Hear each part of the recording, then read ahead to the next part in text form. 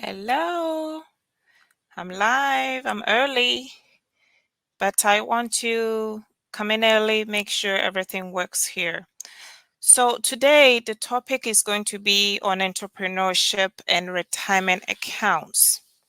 As a CPA, I work with a lot of small business owners, and sometimes I find that a lot of people do not take advantage of this tax advantage. Most of them will go years and years when they start their businesses before they encounter someone like myself who would bring it to their attention that all those years you could have been putting away 20% or 25% of your profit into a retirement account for yourself and for your employees. So I want to take this advantage to kind of share some light on it for most of you. So even if you are a sole proprietor, like there are different types of entity types, like how you register your business. I'm going to take a minute to go over the different ones. I've done a video on that before, but I just want to do a quick recap.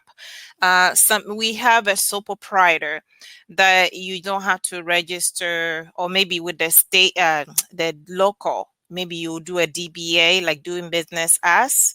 Or you have a partnership, which is just agreement between two people. It's not registered with the state. Maybe just a DBA and get a permit, business permit, and then you're operating. Even under those circumstances, you can still set up a simplified employment plan, employee pension plan. For short, we call it SEP, SEP. So with that, even if you're a sole proprietor, you are allowed to put up to 20% of your profit. So for example, if you have 100,000 in revenue, you have expenses of about 50,000. So that leaves you a profit of 50,000. All right.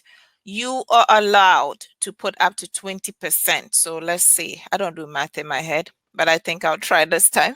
It's about, you can put about $10,000 in a SEP account. What that means is that you are going to be taxed only on the 40,000 and not the 50,000. Similar to when you work for somebody and they have a 401k, they usually take the 401k amount before you pay taxes on it. It's the same way for when you are self-employed. It's just to make it all an even playing field. The only advantage a self-employed individual may have is that there's a bigger maximum that you can put away depending on your profit. Again, I'm not going to go too much into that because I want you all to contact a CPA in your local area or state, because I have a broader audience for this. And so work with somebody, either your CPA or your financial advisor. They can go through it, take your numbers, and then really work up something that work for you. My task I want to do here is to shed the light on that there are advantages out there for you, that you need to be talking to somebody. And don't worry about the fee you pay them, not because I'm a CPA, but that fee that you pay to that person, it pales in comparison to the tax savings for year over year. I had somebody, I did a 90-minute assessment for, and that my 90-minute assessment is like $297. With that, he is now able to put away about, because he didn't know about it, so he's able to put away about 20,000 just for 1 year. All right. So even if his tax bracket is like 10%, I mean, he's going to save like several thousands for just one advice that I gave him. And whatever he paid me is tax deductible. So always invest your money in that, getting the right getting the right tax advice, and then taking full advantage of the tax benefit that you are allowed to.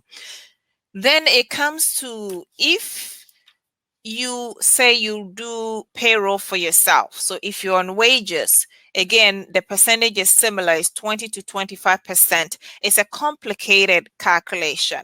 So you need to get somebody to help you. So you can either do one for yourself. If you're by yourself and you have no employee, you still can do this. However, if you have employees, you have to cover your employees. You cannot just do the SEP just for yourself and cut out the employees. There are limitations that they have to be with you for a certain number of years and they have to be making a certain amount of money.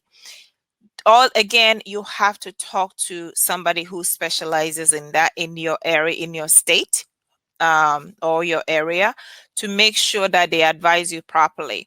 I'm in the United States, and those of you in Australia, Canada, in the UK, I am fully sure they have similar tax structures there for you. Today is mostly about all taxes and is all USA for today, because I'm not certified in other states, other countries to advise tax on that. I can give you all tax accounting stuff. Accounting is based similar everywhere. You just have to gather the information.